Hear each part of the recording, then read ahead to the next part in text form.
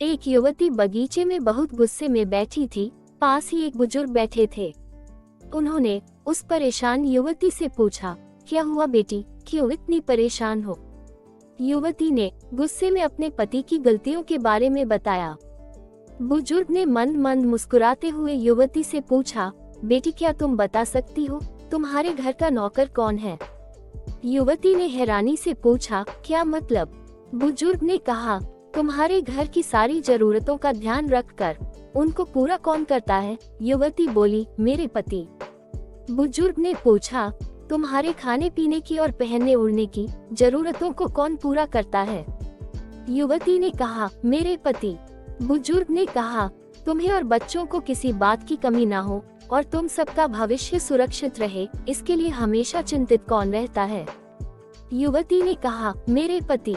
बुजुर्ग ने फिर पूछा, सुबह से शाम तक कुछ रुपयों के लिए बाहर वालों की और अपने अधिकारियों की खरी खोटी हमेशा कौन सुनता है? युवती, मेरे पति। बुजुर्ग, परेशानी और गम में कौन साथ देता है? युवती, मेरे पति। बुजुर्ग ने कहा, तुम लोगों के अच्छे जीवन और रहन सहन के लिए दूर दराज जाकर सारे सगे संबंधियों को, यहाँ तक कि अपने माँ बाप को भी छोड़कर जंगलों में भी नौकरी करने को कौन तैयार होता है? युवती, मेरे पति। बुजुर्ग, घर के गैस बिजली पानी मकान मरम्मत एवं रख रखाव, सुख सुविधाओं, दवाइयों, किराना, मनोरंजन, भविष्य के लिए बचत, बैंक, बीमा, अस्पताल, स्कूल, कॉलेज, पास डॉस, ऑफिस और ऐसी ही ना जाने कितनी सारी जिम्मेदारियों को एक साथ लेकर कौन चलता है? युवती, मेरे पति। बुजुर्ग ने कहा, बीमारी में तुम्हारा ध्यान और सेवा कौन करता है? युवती, मेरे पति।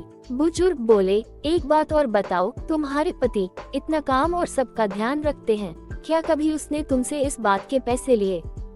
युवती, कभी नहीं। इस बात पर बुजुर्ग बोले, पति की एक कमी तुम्हें नजर आ गई, मगर उसकी इतनी सारी खूबियाँ तुम्हें कभी नजर नहीं आई। बुजुर्ग ने कहा, मानो या ना मानो, जब तुम दुखी हो तो वो तुम्हें कभी अकेला नहीं छोड़ता।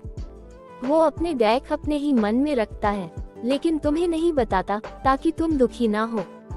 हर वक्त, हर दिन तुम्हें कुछ अच्छी बातें सिखाने की कोशिश करता रहता है, ताकि तुम कुछ समय शांति के साथ घर पर व्यतीत कर सको और दिन भर की परेशानियों को भुला सको।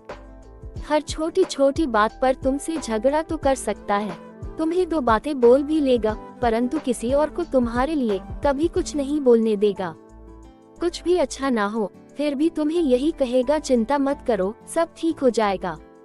माँ बाप के बाद तुम्हारा पूरा ध्यान रखना और तुम्हें हर प्रकार की सुविधा और सुरक्षा देने का काम करता है। तुम्हें चिंता ना हो, इसलिए दिन भर परेशानियों में घिरे होने पर भी, तुम्हारे 15 बार फोन करने पर भी सुनता है और हर समस्या का समाधान करता है। बेटी, पति ईश्वर का दिया एक स्पेशल उपहार है, इसलिए उसकी उपयोगिता जानो और उसकी देखभाल करो।